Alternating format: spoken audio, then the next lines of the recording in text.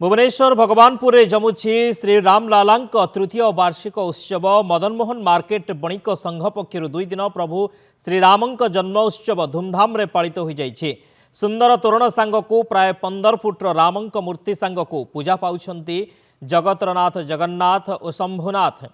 आज प्रत्युषरू कलश बरणी करी पूजार्चना होमयज्ञ करा जाइथिला। संध्यारे विद्वान पंडित मानक द्वारा यज्ञ अनुष्ठित होइछि। आ सह हनुमान एक बालुका शिल्प मध्य प्रदर्शित होइछे।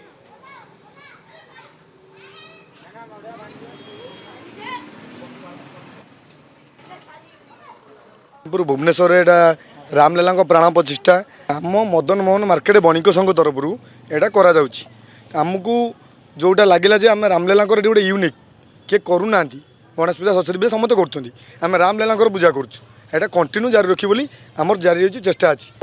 जेहेतु मु कलाकार एथिकार मूर्ति और बालुका शिल्पी मु करे भगवान को आशीर्वाद हाथ में भगवान अर्पित करी देखो ये आम तृतीय वार्षिक रामलाल प्रतिष्ठा दिवस जो आम पालन करुँ वर्ष प्रथम कर आम दिव्यांग मानक आनिक भजन समारोह करचल कि प्राय सब अंचल सब ये शिल्पांचल हो जो बाबू मैंने अच्छा से खूब जोरे माने सहयोग कर सब कम जेहेतु आम प्रभु श्रीराम आज ये सब रही सब लोक मैंने बहुत उत्साहित आज